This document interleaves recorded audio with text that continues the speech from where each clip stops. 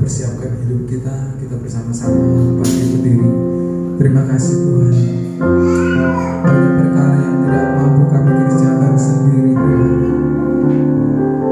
Tetapi ketika kami datang dengan percaya, bahwasanya yang terbaiklah yang Tuhan sediakan bagi kehidupan kami terus.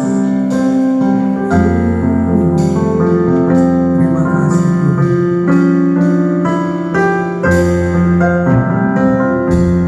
Selalu Tuhan menjawab doa, namun Dia beri yang terbaik di waktu yang tepat. Izinkanlah Tuhan untuk bekerja yang mustahil menjadi mungkin oleh karena percaya. Selalu Tuhan menjawab doa, namun Dia beri yang terbaik di waktu yang tepat. Izinkanlah Tuhan untuk bekerja yang mustahil menjadi mungkin oleh karena percaya. Yesus mendengar dari yang kudoakan. Yesus menjawab dari yang kuharapkan. Dengan caranya di waktu yang tepat. Bukan beriman, Dia jadikan semua. Yesus mendengar dari yang kudoakan. Yesus menjawab lebih dari yang kuharapkan. Dengan caranya di waktu yang tepat. Bukan beriman, Dia jadikan semua. Terima kasih Tuhan.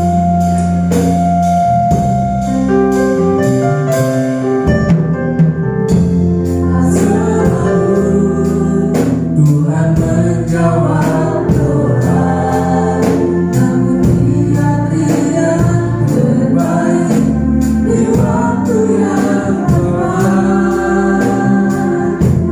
Izinkanlah Tuhan untuk bekerja yang mustahil menjadi mungkin oleh karena percaya.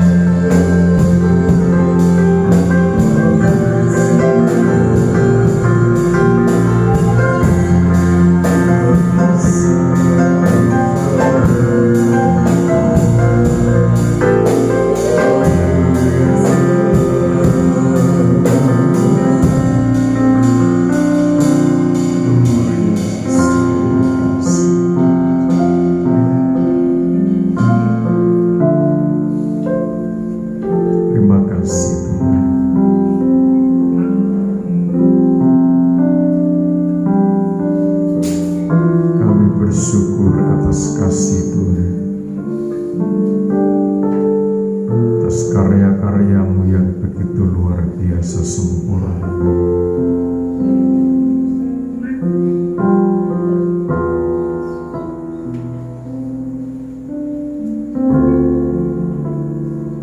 Tidak ada seorang pun yang bisa memberikan contoh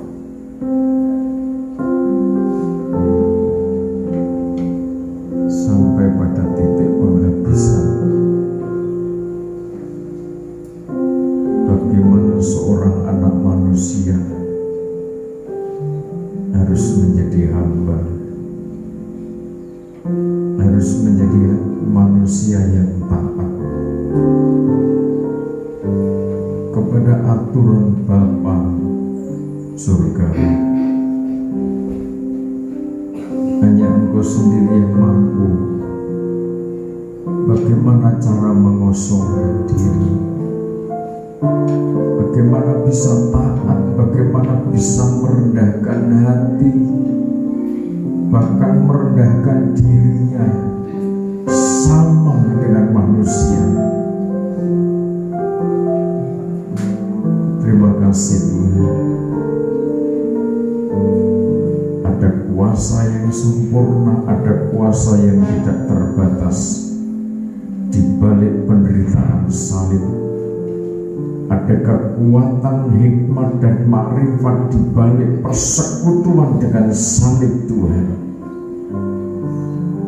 Terima kasih Tuhan Yesus.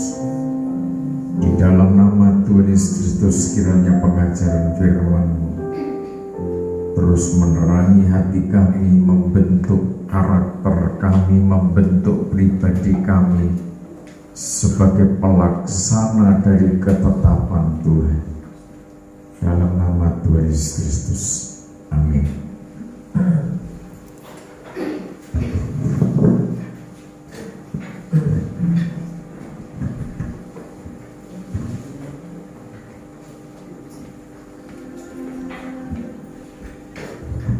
Puji Tuhan, salam damai sejahtera di dalam kasih Tuhan kita Yesus Kristus.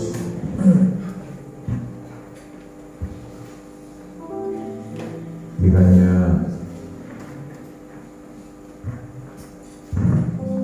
kasih Kristus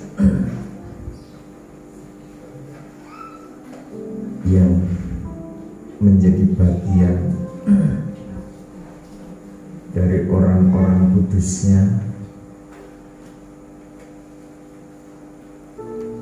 bagian yang sempurna diperuntukkan bagi setiap pribadi yang meresponi apa yang menjadi ketetapan Tuhan atas hidup kita. Jadi kita perlu tahu, kita perlu pahami bahwa Tuhan itu sudah menetapkan langkah-langkah hidup umat manusia. Tuhan itu sudah menetapkan jalur yang harus dilalui setiap pribadi imam-imam yang rajani. Maka ketika kita ini memahami, ketika kita ini mengerti tentang hidup kita yang sudah ditetapkan Tuhan itu, maka langkah selanjutnya kita perlu dengar-dengaran, mendengar apa yang menjadi ketetapannya Tuhan, mendengar dari apa yang menjadi kehendaknya Tuhan.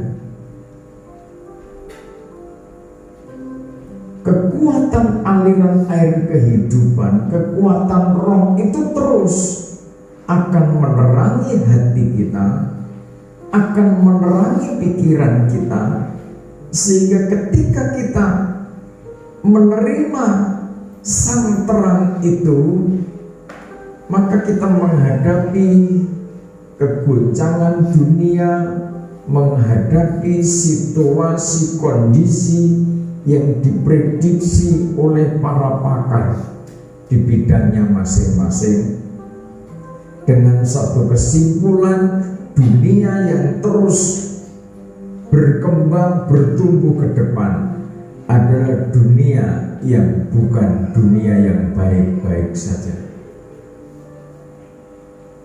Situasi dunia ini seperti apa ke depan? Para pakar di bidangnya masing-masing menyimpulkan dunia tidak sedang baik-baik saja.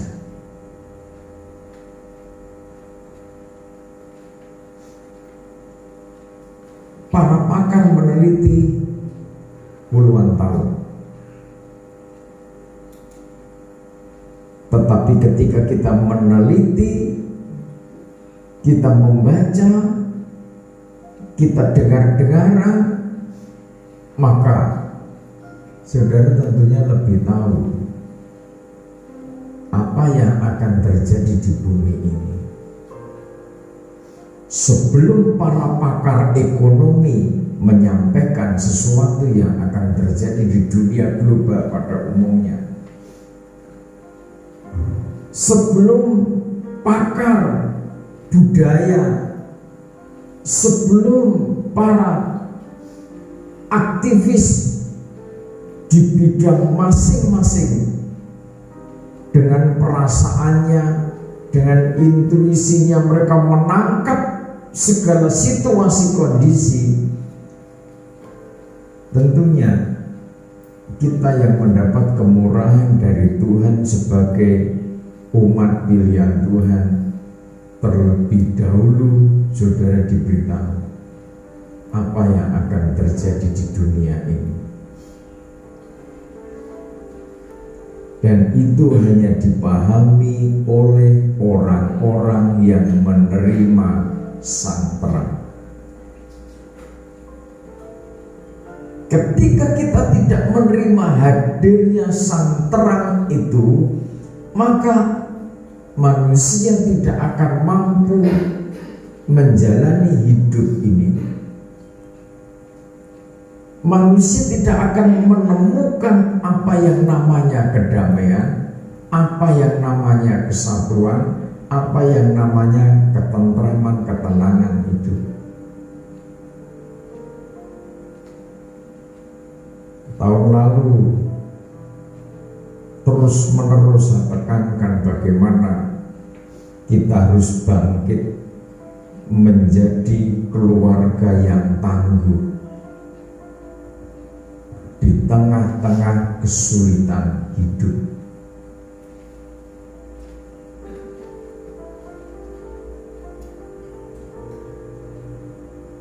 Tentunya menjadi keluarga yang tangguh di tengah-tengah kesulitan hidup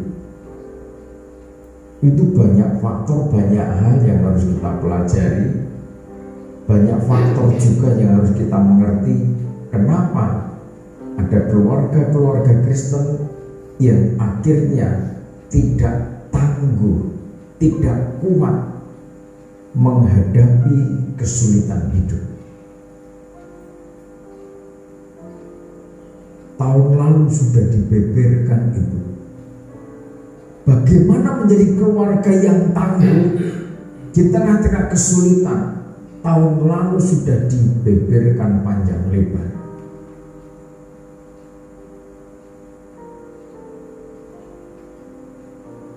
Agenda tahun ini tentunya melanjutkan agenda tahun lalu.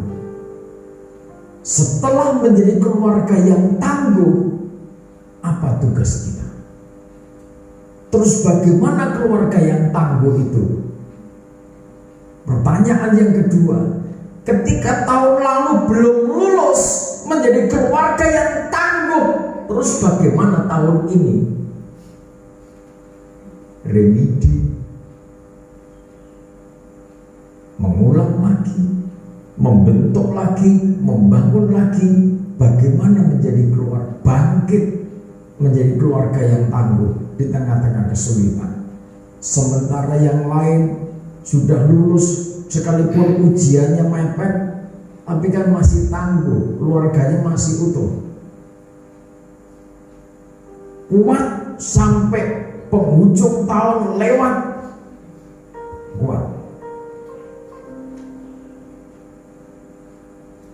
Oleh sebab itu, bagaimana mungkin kita bisa ngajari Tuhan? Manusia ketika gagal memahami ketetapan Tuhan, manusia banyak dalihnya,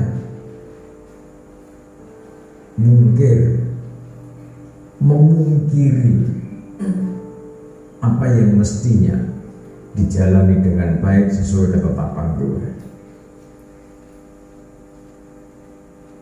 Apa yang disampaikan firman Tuhan lewat hambanya bukan keinginan seorang manusia. Ketika saudara bangkit menjadi keluarga yang tangguh, siapa yang diuntungkan? Ketika saudara menjadi berkat di tengah-tengah kesulitan, ini episode selanjutnya. Setelah menjadi keluarga yang tangguh, siap bangkit di tengah-tengah kesulitan, maka keluarga-keluarga yang tangguh itu harus bertumbuh semakin kuat. Tantangan sudah gede, ombak semakin dahsyat. Ketika sudah tidak nambah power, tantangan ujian tahun lalu saudara lewati, maka ujian tahun ini karena saudara harus naik strata tingkat selanjutnya dari SD ke SMP. Masa anak SMP ujiannya sama dengan anak playgroup? Masa anak-anak yang sudah kuliah ujian materinya sama dengan anak-anak SD? Itu yang harus kita ingat, itu yang harus kita pahami. Saudara berharap dengan harapan masuk ruang maha suci, tapi seringkali manusia menjadi lupa bahwa untuk masuk ke sana, ruang kesempurnaan di mana kemuliaan Tuhan penuh ada di sana. Seringkali dengan kalimat kembali ke pangkuan Bapa di surga, ruang maha suci. Istilah kepangkuan Bapa ini kan dekat banget dengan Bapa, berarti kan Bapa itu sempurna. Kalau selesai 1 tahun atau seminggu gitu, wah enak sekali. Tapi untuk mencapai ke sana, saudara tahu bagaimana prosesnya. Dinamika kehidupan gampang berubah, pikiran manusia gampang berubah, hati manusia gampang berubah.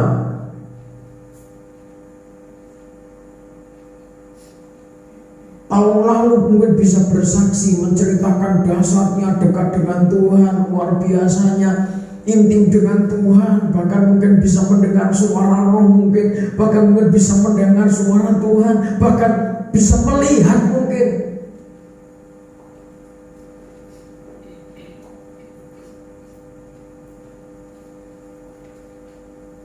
Masing-masing kesaksian harus dipertanggungjawabkan.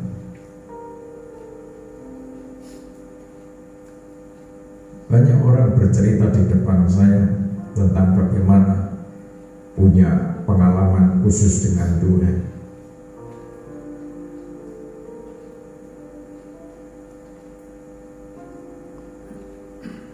Boleh masing-masing punya pengalaman dengan Tuhan, tetapi masing-masing harus diuji. Tahun ini bagaimana kita harus bertumbuh menjadi kuat. Jadi keluarga-keluarga yang tangguh harus bertumbuh, nambah power, menjadi kuat dan dipenuhi hikmat dan kasih karunia Allah, menjadi berkat di tengah kegoncangan. Jadi bertumbuh menjadi kuat, dipenuhi hikmat, dipenuhi kasih karunia Allah untuk menjadi berkat di tengah kegoncangan. di tengah kegoncangan harus jadi berkat.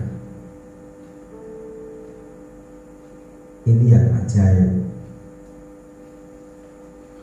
Kalau suasananya aman-aman saja, tabungannya diwakil, gampang. Tetapi ada orang yang sulit juga, sekalipun materinya banyak, tetapi belum tentu juga matanya terbuka untuk memikul beban kegerakan. Jadi bertumbuh menjadi kuat, ditambahi penuh hikmat dan kasih karunia Allah untuk menjadi berkat di tengah kegoncangan. Ini maunya Tuhan.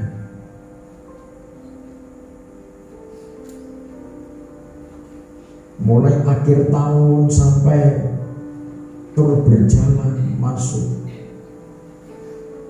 masuk tahun 2023. Tentunya ketika saudara cakap membaca, cakap mendengar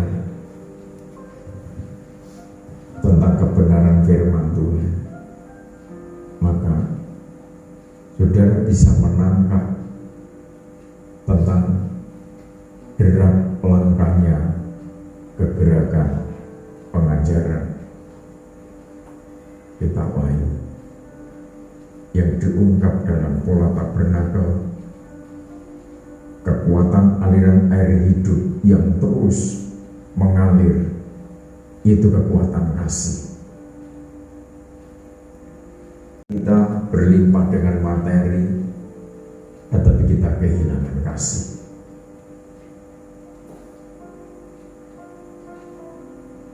Saudara hidup seakan tidak memiliki kemampuan apa-apa, tetapi ketika kekuatan kasih itu ada di dalam hidup saudara, seperti Maria dan Yusuf adanya, saudaralah yang akan dipakai oleh Tuhan menjadi pelaksana misi pembangunan tubuh Kristus pada akhir zaman. Tugas kita ini menjadi saksi. Kalau saudara punya kecakapan bersaksi dengan perkataan, dengan cerita, saatnya saudara jangan diam, ojo mingkem. Mingkem itu ora gelem ngomong tentang pengajaran, ora gelem ngomong tentang arah pelayanan ini. Sibuk dengan persoalan sendiri, sibuk dengan persoalan anak, sibuk dengan persoalan suami, persoalan istri, kebutuhan anak, kebutuhan istri, kebutuhan semua. Sementara lupa dengan tugas misi amanat agung dari Tuhan.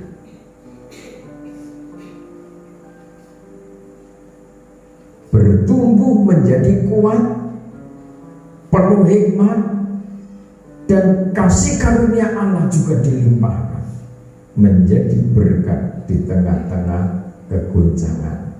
Inilah yang disebut proses salib.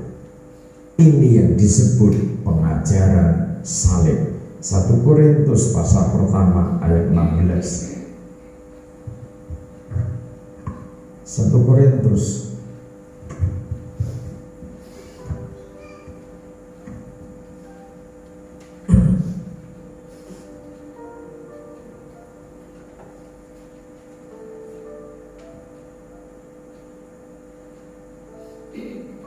pasal pertama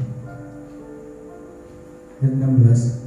Juga keluarga Stefanus, aku yang membaptisnya, kecuali mereka aku tidak tahu. Telah ada lagi orang yang aku baptis. Ayat 17.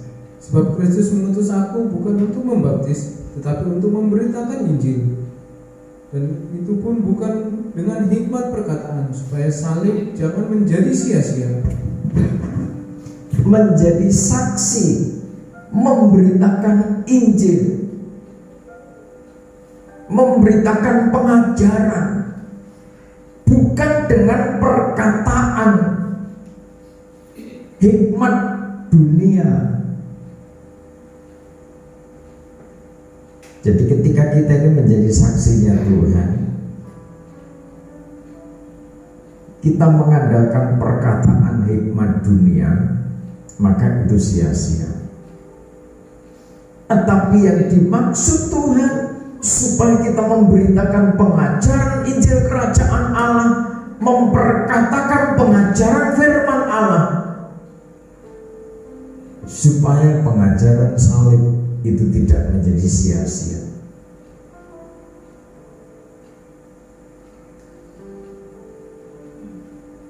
Sehingga banyak orang terselamatkan.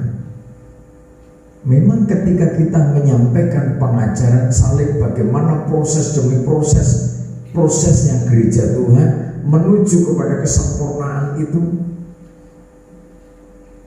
kita akan menghadapi satu pertentangan dari manusia yang tidak mau menerima tentunya. Sekarang ayat 18.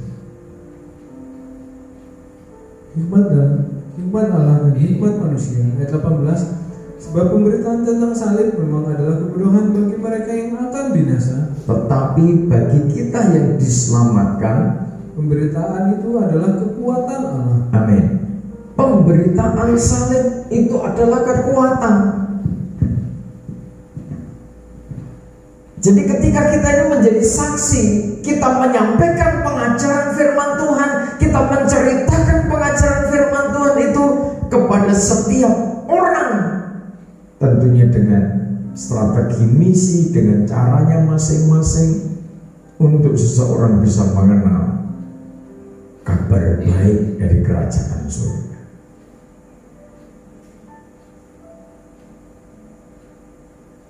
Bagi orang-orang yang menolak, itu menyia-nyiakan salib. Dia berkorban supaya gereja Tuhan itu menjadi gereja yang bijaksana, gereja yang berhikmat, gereja yang kuat. Jangan kewalik. Nanti ketika ada tuntutan dari Tuhan untuk kita setia, untuk kita taat, nanti kebalik-balik akhirnya. Siapa yang nyuruh Tuhan berkorban?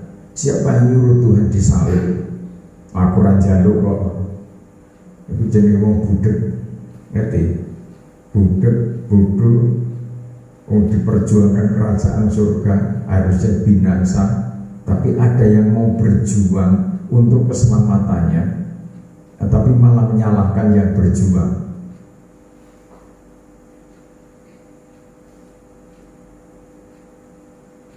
Jangan sampai kita ini menjadi bodoh menyia-nyiakan salib itu.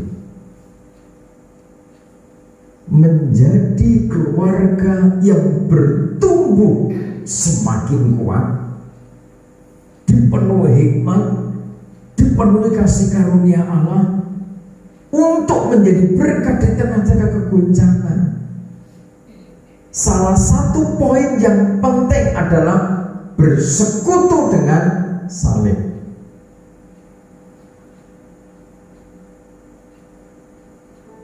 Sumber kemenangannya di situ. Itu yang dikehendaki Tuhan. Barang siapa mengikut aku, Tuhan katakan begitu, ia harus memikul salibnya. Memikul salibnya. Kita masing-masing punya sesuatu yang harus disalibkan. Daging dengan segala keinginannya ini merupakan penghalang, penghambat kemuliaan itu.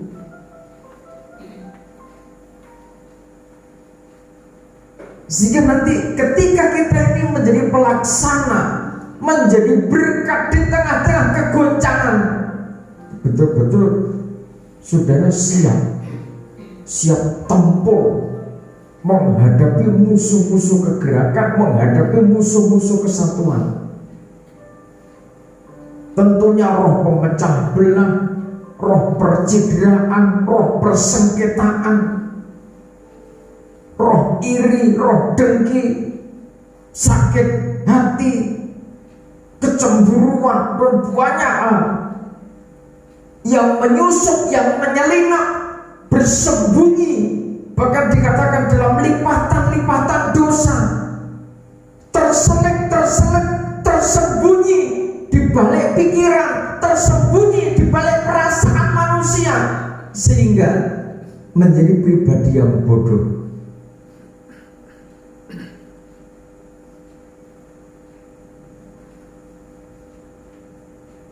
Jika ketika yang lain bangkit untuk menjadi pelaksana, menjadi sosok kaki Dian,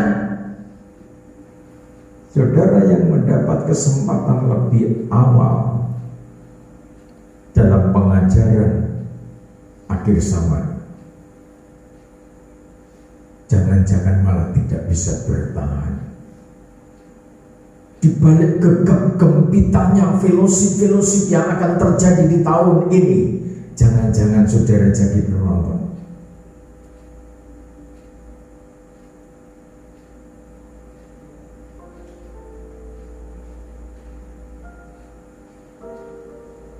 Saatnya menjadi berkat di tengah-tengah keguncangan.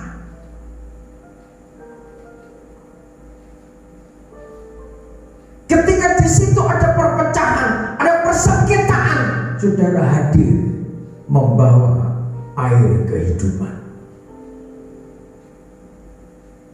Sebab kalau di sana ada air kehidupan, maka tidak ada perpecahan. Kecuali orang itu menolak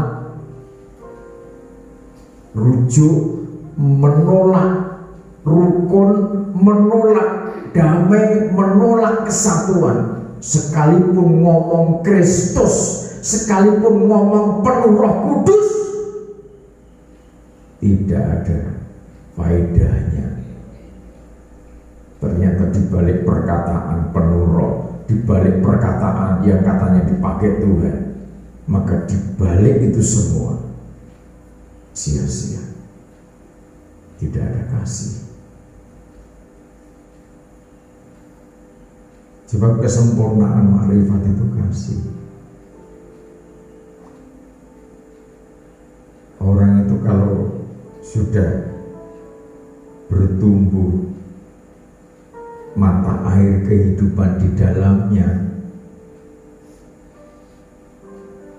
maka beban apapun kalau itu untuk melayani Tuhan tidak akan menolak. Contohnya siapa? Maria. Makanya Bunda Maria itu sampai dikagumi, bukan disembah. Orang di bumi ini tidak ada yang menyembah Bunda Maria. Mengagumi, menghargai, menghormati perjuangan pergumulan seorang wanita yang dipakai oleh kerajaan Allah mewujudkan, menyatakan kasih Bapa di bumi. Ketika Bunda Maria menerima tugas itu, kelembutan hatinya seorang ibu muncul, sehingga dalam situasi yang berat menurut ukuran manusia, dia hanya katakan, sesungguhnya aku ini adalah hamba Tuhan, jadilah padaku menurut perkataanmu itu.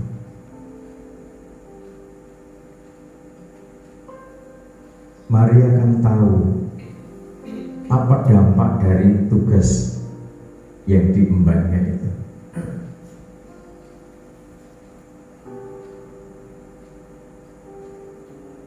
Dan Maria belum tahu apa yang akan terjadi sesudah itu nanti. Tetapi seorang hamba Tuhan, seorang nabiya dalam pergumulannya menyampaikan bahwa hadirnya sang bayi Kristus akan memunculkan, akan menimbulkan perbantahan. Dan satu pedang akan menembus jiwamu. Dan itu tergenapi sampai sekarang. Siapa yang tidak debat diskusi tentang Kristus? Betul? Siapa yang tidak diskusi tentang Yesus? Kerjanya siapa sih? Kok ada yang mengatakan bukan raja, dia bukan Allah. Mereka mengatakan, mosok manusia kok jadi Tuhan? Saya sendiri tidak percaya kalau ada manusia menjadi Tuhan. Saya tidak percaya sampai sekarang. Yang saya imani, yang saya percayai, Tuhan menjadi manusia. Itu manusia jadi Tuhan dengan Tuhan menjadi manusia itu beda.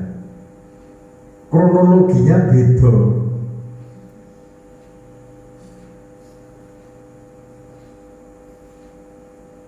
Keberadaannya, kehadirannya ajaib.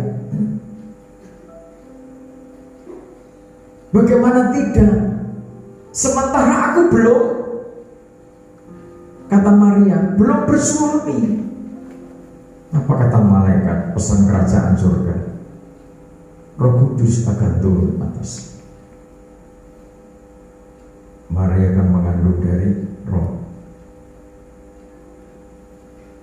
Ini tidak logis.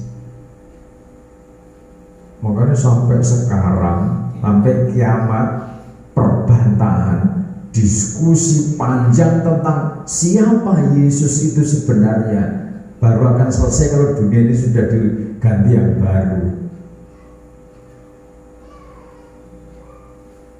Maria tahu setelah hamba Tuhan, setelah Nabi itu menyampaikan. Tetapi Maria tidak menjadi kecewa, Maria tidak menjadi tawar hati, Maria tidak menjadi minder melaksanakan tugas itu. Sebab itu saudara yang terkasih dalam Tuhan, hikmat pengajaran salib, pemberitaan salib memang kebodohan bagi yang akan binasa. Tetapi bagi kita yang diselamatkan, pemberitaan salib adalah kekuatan. Bagaimana supaya kita kuat di tengah-tengah kegoncangan? Kita harus terus mempribadikan pengajaran salib. Bagaimana keluarga kita menjadi kuat, bertumbuh, semakin tegar. Kuat itu tidak mudah dikalahkan dan tidak gampang ditaklukkan. Apalagi kekuatan hikmat dan makrifat. Maria tidak bisa ditaklukkan oleh kondisi apapun juga, karena Maria ngerti siapa yang dikandungnya.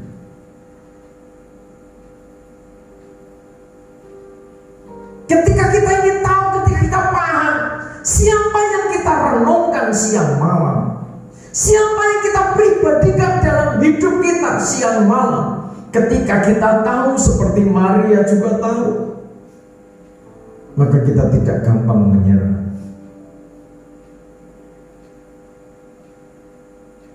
Sebab kita harus paham bahwa tantangan itu tidak mungkin bersih dari depan saudara. Persoalan tidak akan menghindar dari depan saudara.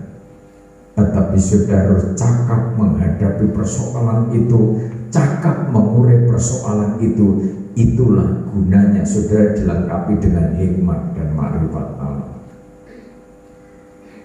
Tidak berhenti kepada persoalan saudara, tetapi persoalan orang yang tergoncang. Ini menjadi tugas misi saudara untuk mereka mengalami kelegaan.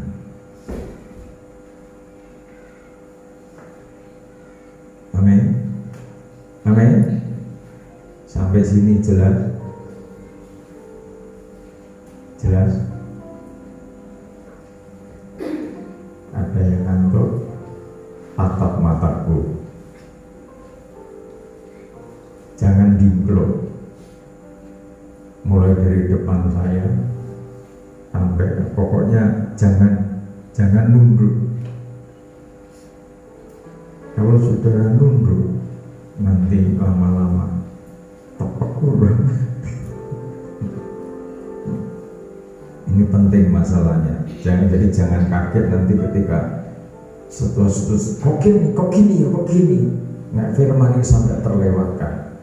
Jadi ngulang lagi itu buang-buang waktu. Ini speednya tinggi tahun ini. Akan terjadi pertemuan-pertemuan besar di tahun ini. Saudara pelaksananya. Amin. Amin. Amin. Kalau saudara tidak siap, kalau saudara tidak menerima pengajaran salib, saudara tidak akan mampu melakukan pekerjaan besar. Paradoksnya di situ.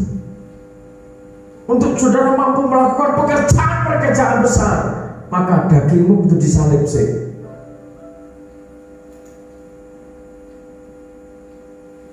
Sebab kalau dagingmu tidak disalib, saudara tidak akan merasakan dan melakukan pekerjaan besar.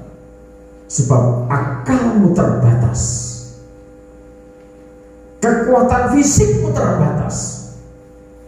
Tapi ketika dagingmu sudah disalib, maka kekuatan hikmat dan marifat, sang air kehidupan itu akan masuk secara penuh, punya otoritas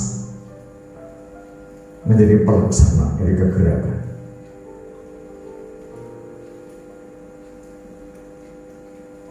Taati pengajaran salib, maka tahun ini saudara akan mengalami suatu dinamika spiritual yang dahsyat.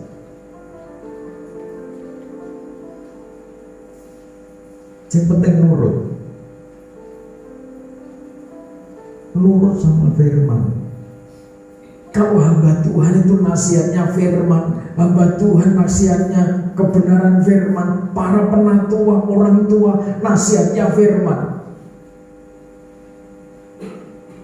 maka saudara akan merasakan. Tetapi ketika saudara mengesampingkan itu, saudara anggap pengajaran ini biasa-biasa saja, saudara jangan kaget ketika saudara melongo dari jauh nonton, jadi penonton kegerakan. Tidak siap disediakan untuk pekerjaan yang mulia. Bertumbuh menjadi kuat, penuh hikmat dan penuh kasih karunia Allah, menjadi berkat di tengah-tengah goncangan. Ini hanya bisa dikerjakan oleh orang-orang yang betul-betul siap mempribadikan hikmat dan makrifat. Kalau tidak kuat. Tidak kuatnya apa? Ini persoalan materi, persoalan perasaan, kan materi, pikiran, materi.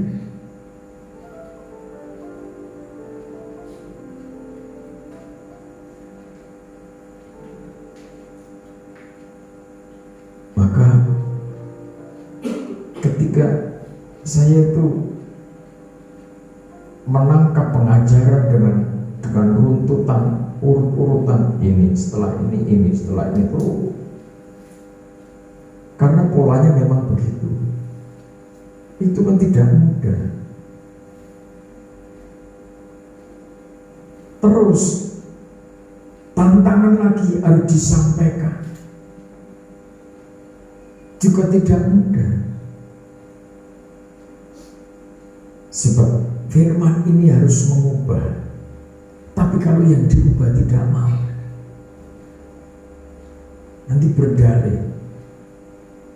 Hidup itu kan keputusan. Padahal Tuhan sudah ngatur jalurmu seperti ini. Tetapi hidup itu kan keputusan kita, keputusannya dewi-dewi. Saudara, kalau sudah sampai ke situ, maka kesimpulannya ya pasti tutup porsimu, tutup jatahmu. Nek terjadi sesuatu, aja nyalahke Tuhan, aja ngatur Tuhan.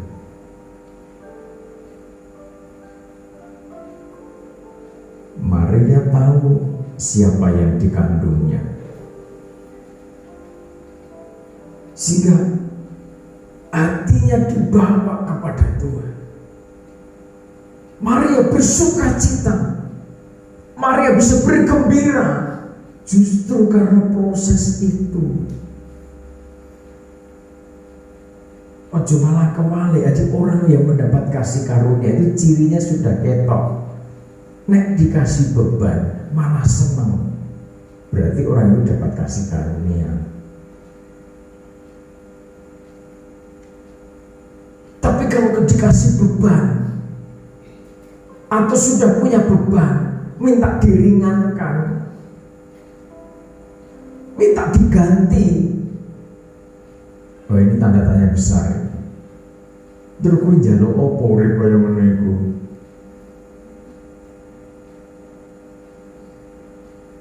Hidup pengen enaknya, tapi tidak mau melaksanakan tugas dari kerajaan Allah. Manusia itu bisa ngapa? Manusia itu iso ngopo? Sedikit peluang dan Tuhan izinkan sesuatu terjadi, kita juga iso ngopo-ngopo.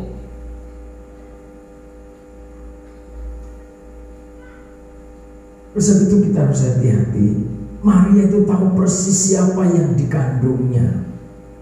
Jika Maria begitu optimis, Yusuf begitu optimis, dan terus dinamika kehidupan yang dialami Maria dan Yusuf berjalan oleh karena kuasa dari kerajaan Allah yang Maha Tinggi. Setiap ada ancaman, Yusuf diberitahu, Maria diberitahu. Dan itu fakta real, bukan impen-impenan. Orang akhir zaman banyak kata dapat mimpi dari Tuhan, mimpi ketrek kayak jadi berkat. Karena itu turun atas kita, maka kita siap melaksanakan tugas itu. Bukan karena kita kaya, bukan karena saudara kaya limpah dengan materi, tetapi ketika saudara siap, berarti saudara juga siap untuk diberkati, siap untuk dipelihara oleh Tuhan, siap dicukupi oleh Tuhan. Amin. Sebab rumusnya untuk penabur Tuhan sediakan benih, untuk penabur Tuhan sediakan konsumsinya, makan, minum dicukupi Tuhan. Untuk penabur maka Tuhan siap menumbuhkan yang ditaburnya.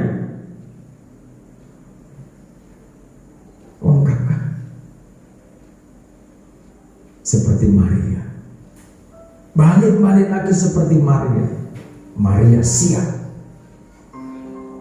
maka Roh Kudus itu turun.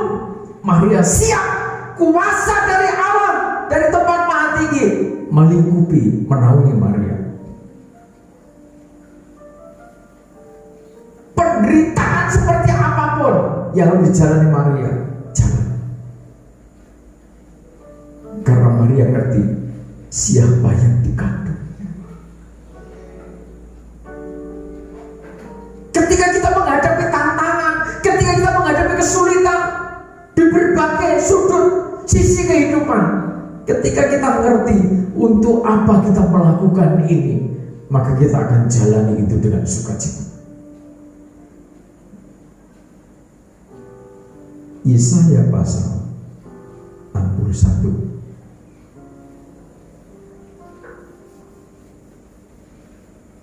Yesaya pasal 61.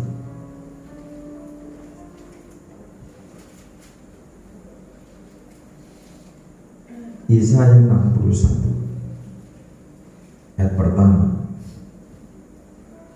Kabar selamat kepada Sion. Kabar selamat kepada Sion. Terus Ayat yang pertama, Roh Tuhan Allah ada padaku, oleh karena Tuhan telah mengurapi aku. Dia telah mengutus aku untuk menyampaikan kabar baik kepada orang-orang sengsara iya, terus dan merawat orang-orang yang remuk hati, terus untuk memberitakan pembebasan kepada orang-orang tawanan dan kepada orang-orang yang terkurung kelepasan dari penjara. jadi ketika kita bertumbuh menjadi kuat, bertumbuh dilengkapi dengan hikmat dan marifat Allah, bertumbuh karena kasih karunia Allah, saatnya kita menjadi berkat di tengah-tengah kegoncangan dunia ini. Kesana Tuhan memilih arahnya itu kesana. Kenapa Tuhan selama ini sekian puluh tahun mendidik, menempa kita, menggeblek kita dengan caranya yang dasar itu? Puasa 3 hari 3 malam, puasa ngerokok, puasa 5 hari 5 malam, 7 hari 7 malam, 9 hari 9 malam, 10 hari 10 malam, dan terus meningkat.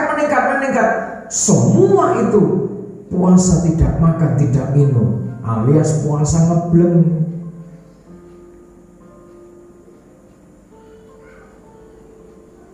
Puasa tidak tidur, menahan untuk tetap melek berjaga, memuji Tuhan, memeditasikan firman itu. Tujuannya apa?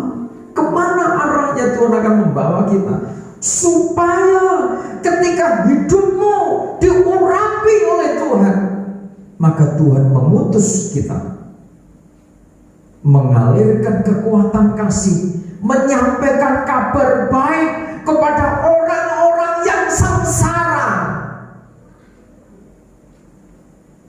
Karena saudara tahu, yang saudara kandung di sana ada nasihat. Yang saudara kandung adalah hikmat dan makrifat Allah.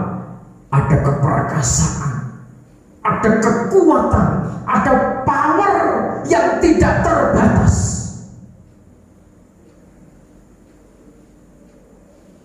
Tetapi ketika itu tidak disadari, maka yang keluar dari perkataan justru bukan perkataan hikmat dan makrifat. Sepertinya perkataannya orang-orang yang tidak pernah mengenal kebenaran. Tidak mau menyalipkan dagingnya, tidak mau menyalipkan perasaannya, gengsinya, harga dirinya dijaga rapat-rapat. Sementara kita tahu Tuhan, Dia yang punya semuanya. Dia turun mau merendahkan diri, bukan merendahkan hati, merendahkan diri.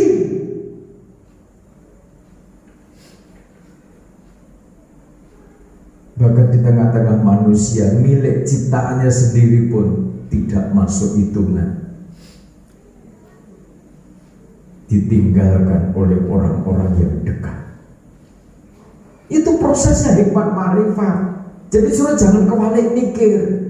Lo itu orangnya dulu setia dengan penggembalaan, dulu orangnya banget dengan penggembalaan, kok isu meninggalkan ya? Itu prosesnya Tuhan Yesus.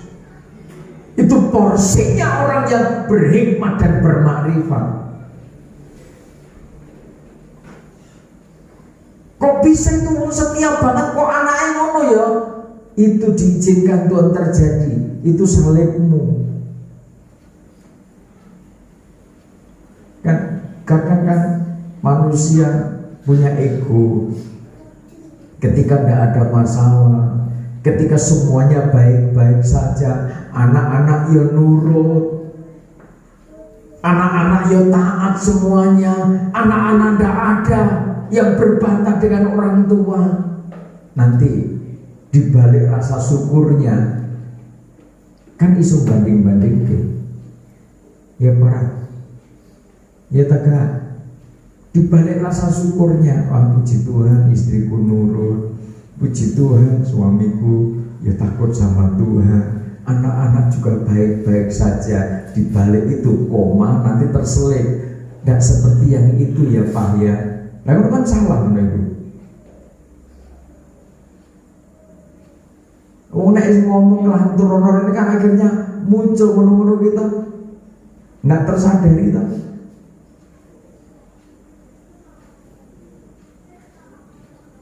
Bisa itu mari paham. Di ini dunia ini saya sulit tenan. Ojo gampang ke. Jangan anggap aduh aku wis tenang, wis omahnya wis duwe, istri dah punya anak lah. Jangan ada yang merasa aman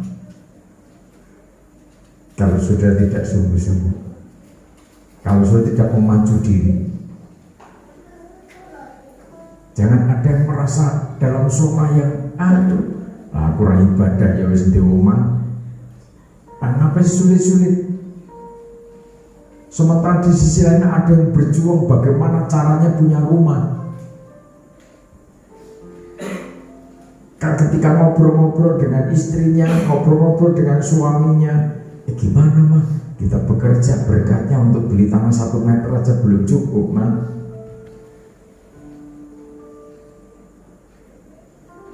Jangankan harus langsung rumah, aduh kita belum saatnya ke sana. Kalau itu kondisinya, jangan menjadi salah bicara. Papa sih tidak kerja keras, loh mama sih. Nah akhirnya nanti, ya mama sih, papa sih, mama sih, papa sih. Akhirnya soyo ningkat. Berhentinya ketika tensinya wis dhuwur. Aku kemang-kemang ya debat rampung-rampung, nggak selesai. Semua itu ada masalahnya. Kalau kita sudah dikupas tuntas oleh firman, siapa yang bisa aman?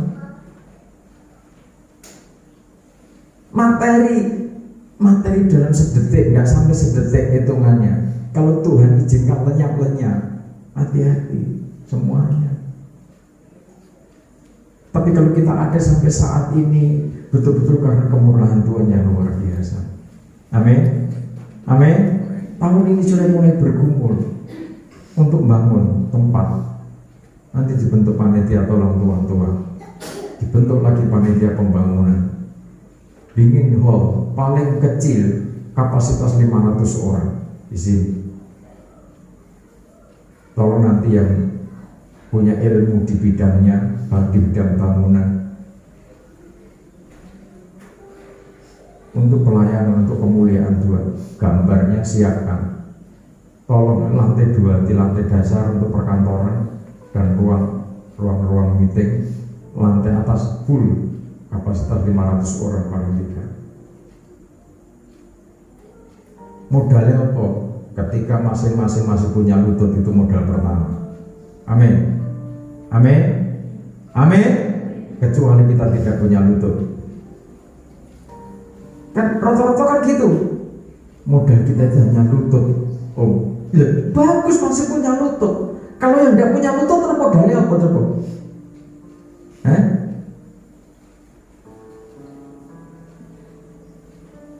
Dari para wakil gembala saatnya berembuk itu, terus tim keluarga muda mulai berpikir, mumpung gembala mumpung para wakil gembala masih punya kemampuan yang Tuhan percayakan dalam hidupnya untuk mewarnai kegerakan ini.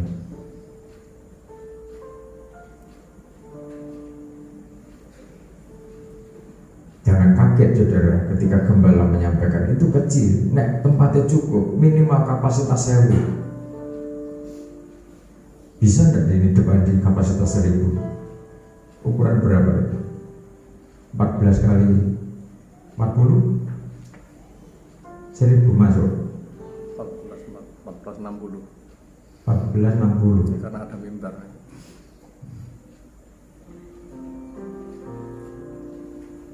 Saya tuh sudah melihat lama itu.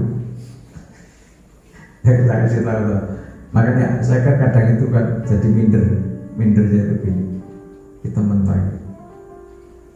Aku udah dimarahin Tuhan, misalnya menentok dan ke belakang, ke tengah kan, menentok itu mikir itu Tuhan itu begitu saya dalam kondisi kecepet-cepet seperti ini kok Tuhan tunjukkan hal seperti itu. Apa itu apa Tuhan ini? Saudara percaya tidak? Percaya ya boleh, tidak percaya silakan. Tapi nek itu nanti terwujud apa diwisin loh, mana loh? Ya diteruskan dulu. Ini tugas kita. Amin.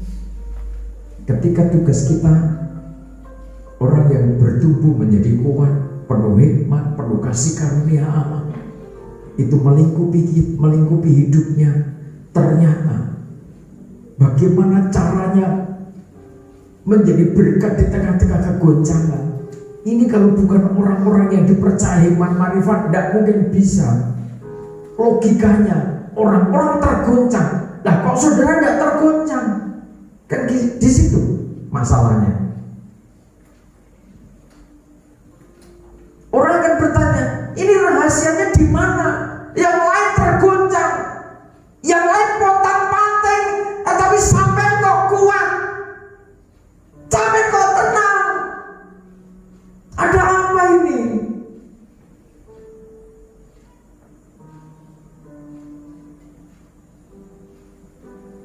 Karena saudara membawa misi, membawa atau menyampaikan kabar baik kepada orang-orang yang sengsara. Berarti saudara harus fokus kepada tugas saudara. Ketika tugasmu fokus kepada tugas membawa kabar kepada orang sengsara, maka saudara melupakan penderitaanmu. Kuk yang Tuhan taruh di pundakmu membuat saudara sibuk mikir kegerakan, mikir mengalirkan kasih. Bagaimana caranya mengalirkan kasih? Bagaimana cara mengalirkan berkat yang Tuhan percaya pada saudara? Yang saudara pikir, aku harus menabur, dan aku harus menabur. Tuhan mikir, aku tak siapkan bibitmu, aku tak siapkan bibitnya, tak siapkan konsumsi buat anakmu, konsumsi buat hidupmu, fasilitas untuk pelayananmu. Jadi Tuhan itu kan tidak perlu diajari.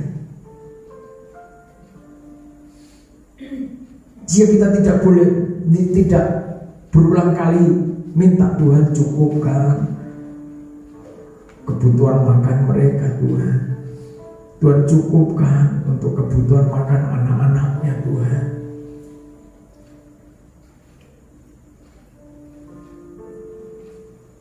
Tidak imbang, tidak adil ketika Tuhan gerakkan untuk mereka melaksanakan tugas itu. Ingat, ketika benih Tuhan percayakan pada saudara, ini yang bahaya. Sudah ada kelompoknya masing-masing. Ini kelompok untuk ditabur, ini kelompok untuk konsumsimu, akomodasi dan lain sebagainya. Ini kelompok pertumbuhan, perlipat gandaan. Ketika kita sudah tidak fokus pada kelompok masing-masing dan kita kerjakan sesuai aturan masing-masing dari Tuhan, kita akan menderita kepusingan. Maka terjadi pencurian dan perampokan dan korupsi di dalamnya. Sing jatai ditabur, kemarin bilang, aku siap nabur Tuhan. Bibit itu dikirim, jelek. Nih, jadi enak nih kalau ngopi ini, goreng jagung ini. Jagung bibit, jatah itu bibit malah digoreng. Kira-kira bener tak kan? Bener orang? Jangan melanggar aturan. Sing jatah ngopi ada sendiri. Yang jatahnya ditabur ada sendiri, dan Tuhan siap memberi pertumbuhan. Itu juga wilayahnya Tuhan juga.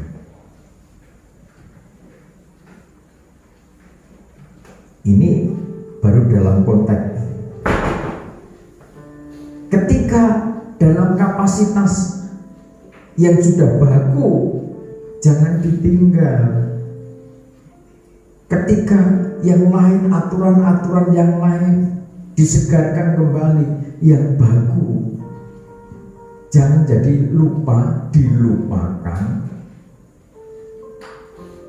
Jangan suwe-suwe lali, puji Tuhan. Tuhan Maha Baik, oleh darahnya semua sudah terjadi pemutihan, termasuk utang perpuluhan itu sudah diputihkan seperti bulu domba, karena Tuhan Maha Kasih. Waduh, mungkin nyeluk diantil karo lungkok.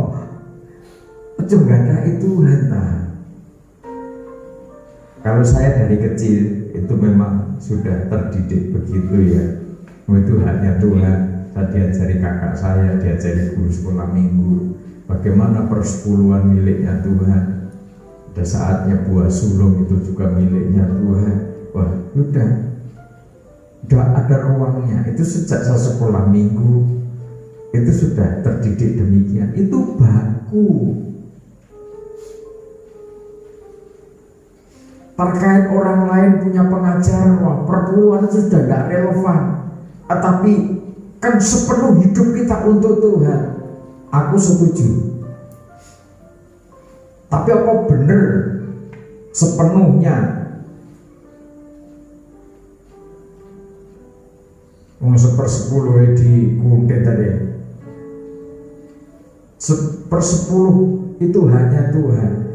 Persepuluhan itu nilainya bukan korban, tetapi persembahan.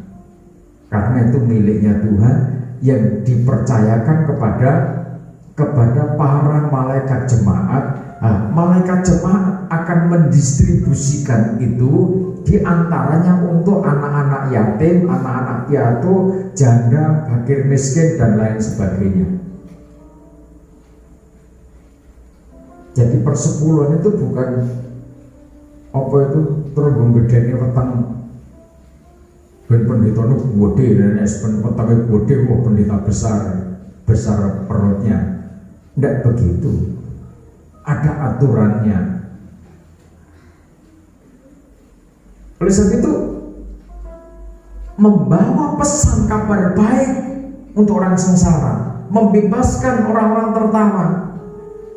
Selanjutnya untuk memberitahukan tahun rahmat Tuhan dan hari pembalasan Allah kita, untuk menghibur semua orang berkabung. Ayat 3, untuk mengerjakan kepada mereka perhiasan kepala ganti abu, ya terus minyak abu pesta ganti kain kabut, nyanyian puji-pujian ganti semangat yang pudar, supaya orang yang menyebut mereka pohon terbanting kebenaran, tanaman Tuhan untuk memperlihatkan keagungannya. Mereka akan membangun reruntuhan yang sudah berabad-abad dan akan mendirikan kembali tempat-tempat yang sejak dahulu menjadi sunyi. Ya, Mereka akan membaharui kota-kota yang runtuh, tempat-tempat yang telah turun-temurun menjadi sunyi. ya, hal-hal yang seperti ini yang Tuhan percayakan kepada tim generasi pemenang abadi. Bahkan dikatakan membangun reruntuhan yang sudah berabad-abad. Reruntuhan apa yang sudah berabad-abad? Unity. Berabad-abad kesatuan tubuh Kristus terkoyak-koyak karena ego manusia. Berabad-abad kesatuan yang dibangun Tuhan lewat darahnya sendiri terkoyak-koyak oleh personal egosentris manusia. Jika masing-masing tokoh gereja membangun kerajaannya sendiri, lupa dengan misi untuk keselamatan bangsa-bangsa, keselamatan jiwa-jiwa. Apalagi kalau sudah sampai kepada materi, sibuk bermain-main dengan materi, sibuk bermain-main dengan kemewahan, menyatakan dirinya tokoh umat manusia, tetapi tidak terbeban dengan jiwa-jiwa. Sing diopeni sing sugih-sugih yang dirawat yang kaya-kaya, sementara domba yang kurus-kurus secara materi tidak pernah disentuh. Itu real terjadi di bumi ini. Mau menjadi saksi seperti apa? Wajah gereja Tuhan pada akhir zaman sudah semakin remang-remang. Kalau tidak secepatnya generasi pemenang abadi bangkit untuk menjadi berkat, menampilkan wajah Tuhan, menampilkan wajah sosok kaki Dia, menampilkan wajah gereja yang sesungguhnya, maka lambat laun kondisi gereja pada akhir zaman justru terjebak dalam kebodohan. Sebagaimana perumpamaan 10 anak darah, yang 5 bodoh, yang 5 bijaksana. Sudah ditugasi untuk membangun reruntuhan supaya didirikan kembali yang sunyi, tidak ada aktivitas, supaya dibangkitkan kembali denyut gerak tulang-tulang yang di lembah itu menyatu kembali. Itu tidak akan terjadi kalau tidak ada yang memperkatakan, tidak ada yang mau bersabda.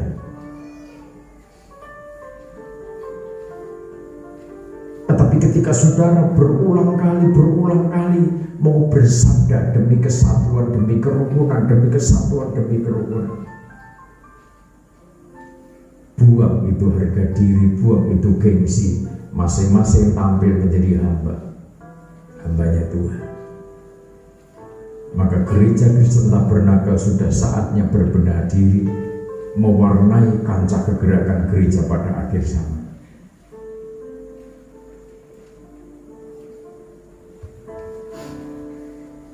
Katakan ayat 5, orang-orang luar akan melayani kamu sebagai gembala kambing dombamu, dan orang-orang asing akan bekerja bagimu sebagai petani dan tukang kebun anggurmu. Ya, jadi nanti banyak orang bersinergi dengan kita, kita bersinergi dengan mereka. Ini namanya membangun tubuh Kristus. Kita bicara membangun tubuh Kristus, tetapi tidak mau bersinergi, tidak mau kerjasama, tidak mau menerima mereka, tidak mau datang kepada mereka. Kita ini bukan raja, tapi kita ini hamba. Amin. Saatnya kita mendengarkan firman yang disampaikan mereka, kita duduk tenang. Saatnya sudah dipercaya melayani Tuhan dengan tim yang ada, layani Tuhan dengan baik, dengan sungguh-sungguh, dengan maksimal. Karena semua harus berbenah diri. Jangan begitu-begitu terus. Jangan monoton. Mulai tim musik semua berbenah diri. Jangan merasa puas bangga dengan itu. Belajar terus belajar. Sehingga dikatakan, tetapi kamu akan disebut imam Tuhan dan akan dinamai pelayan Allah kita. Terus, kamu akan menikmati kekayaan bangsa-bangsa, ya, dan akan memegahkan diri dan segala harta benda mereka. Ketika orang memperlengkapi saudara, ketika orang lain dipakai Tuhan seperti Kores, memperlengkapi pelayanan umat Tuhan, ketika orang lain relasi pelayanan, relasi bisnis dipakai Tuhan untuk melayani, terlibat langsung dalam pelayanan yayasan sumber aliran air hidup, sampai suatu saat punya hall, sampai suatu saat punya kantor yang layak, sampai suatu saat punya asrama yang layak. Ini bukan muluk-muluk. Tuhan Yesus saja lahirnya di menara jaga, di mana gembala-gembala berjaga pada kawanan dombanya di sana.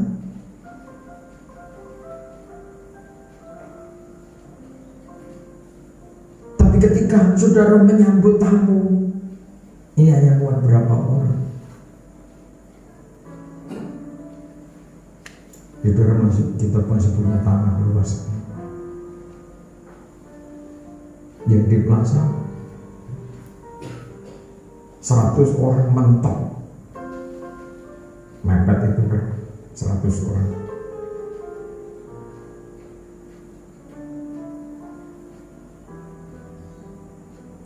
Sesaatnya bergumul untuk visi besar itu, semua untuk kemuliaan Tuhan demi jiwa-jiwa. Tidak usah menjadi takut, tidak usah menjadi minder. Kita ikuti geraknya aliran air kehidupan. Nanti kita merasakan mujizat-mujizat yang luar biasa itu. Bangsa-bangsa, orang-orang lain akan datang, dipercayakan memperlengkapi pelayanan ini. Sebagai ganti bahwa kamu mendapat malu 2 kali lipat, dan sebagai ganti noda dan ludah yang menjadi bagianmu, kamu akan mendapat warisan 2 kali lipat dari negerimu. Dan sukacita abadi akan menjadi kepunyaanmu. Terus, sebab aku Tuhan mencintai hukum, ya, dan membenci perampasan dan kecurangan. Nah, aku akan memberi upahmu dengan tepat. Terus, dan aku akan mengikat perjanjian abadi dengan kamu. Tuhan itu sangat mencintai hukum yang dibuatnya. Tepat waktunya dia akan memberkati. Tepat waktunya apa yang sudah kerjakan diopahi Tuhan, membuahkan hasil. Ayat 9, keturunanmu akan terkenal di antara bangsa-bangsa, dan anak cucumu di tengah-tengah suku-suku bangsa, sehingga semua orang yang melihat mereka akan mengakui bahwa mereka adalah keturunan yang diberkati Tuhan. Peran serta orang tua, peran serta nenek moyang itu penting. Karena apa? Suatu saat kelak ternyata bahwa mereka adalah keturunan orang yang diberkati Tuhan. Keturunan orang yang diberkati Tuhan akan menuai kemuliaan, sehingga anak cucu kita ke depan, ketika sudah sebagai orang tua setia, dekat dengan Tuhan, diberkati Tuhan dalam damai, dalam kerukunan, dalam ketenangan, anak cucumu akan terkenal keturunannya orang yang diberkati itu. Bukan keturunannya orang yang merosal. Ngerti merosal? Bukan keturunannya orang yang tidak taat. Bukan keturunannya orang yang durhaka kepada Tuhan. Hati-hati, anak keturunannya akan menuai.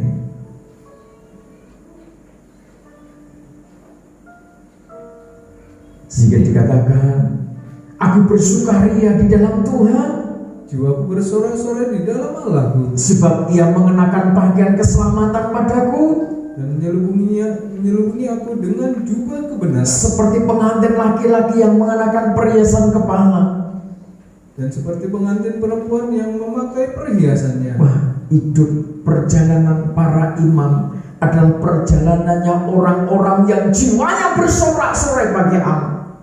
Perjalanannya orang-orang yang diselamatkan, pakaian keselamatan menaungi. Laksana pakaian. Sekalipun yang ngancam, yang marah itu naga tua, yang merah padam, memuncak kemarahannya, maka gereja Tuhan, gereja mempelainya tenang. Karena apa? Pakaiannya adalah pakaian keselamatan. Iblis mau ngamuk, mau marah seperti apa, mau jengkel seperti apa, silahkan.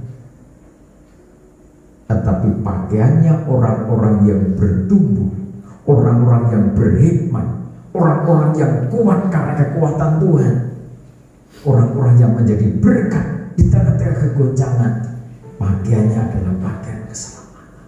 Ini yang membuat hidupnya tenang. Digambarkan laksana matahari. Diselubungi aku dengan jubah kebenaran. Ada kebenaran menyelubungi.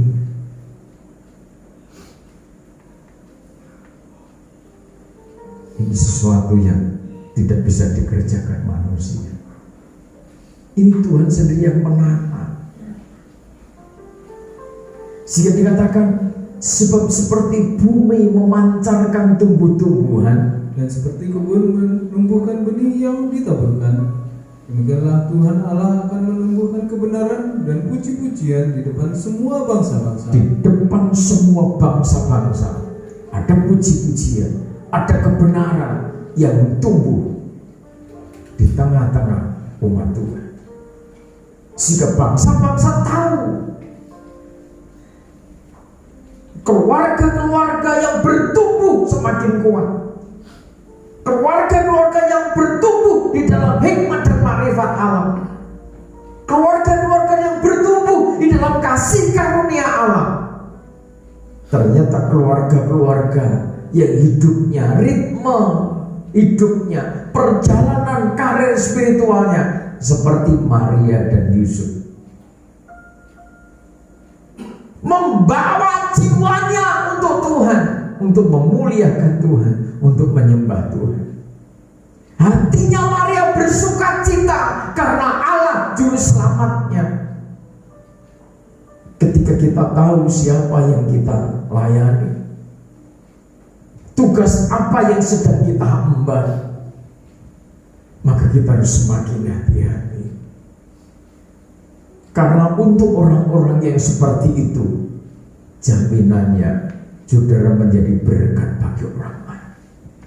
Jaminannya roh kasih karunia Allah dilimpahkan dalam hidupmu.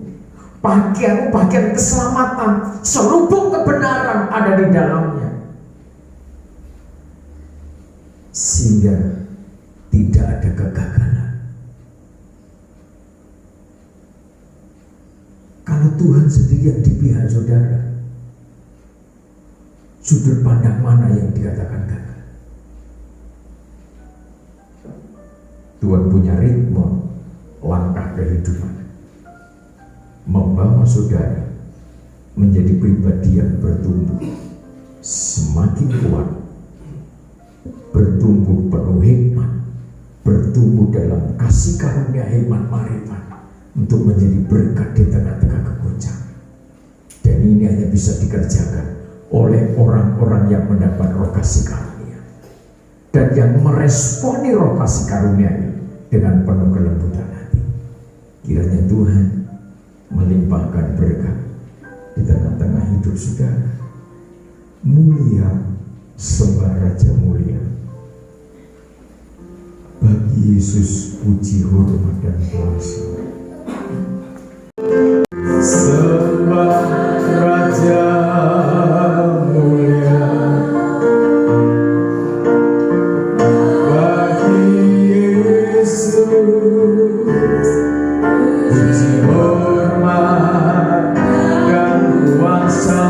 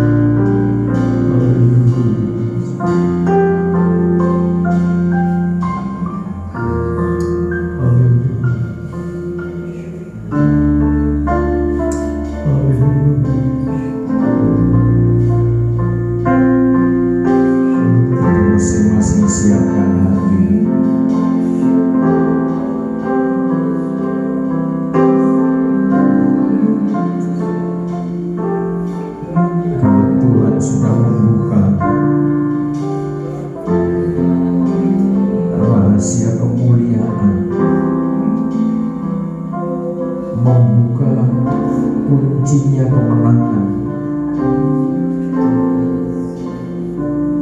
membuka kuncinya kemuliaan di tengah-tengah saudara. Masing-masing membuka hati.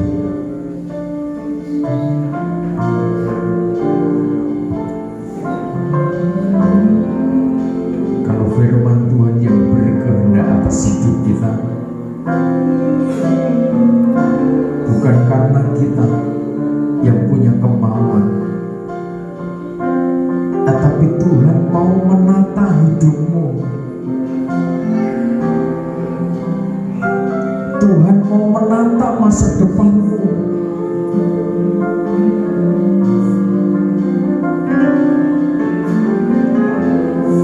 Sebab Tuhan mau menggenapi janji firman-Nya bahwa kegoncangan demi kegoncangan pasti terjadi.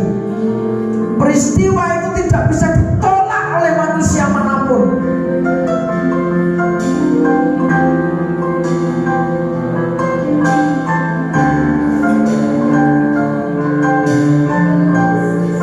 Bagaimana caranya selamat? Bagaimana caranya menjadi berkat di tengah-tengah kegoncangan?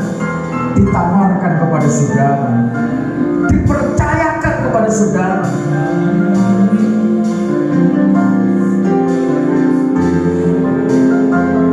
Haleluya.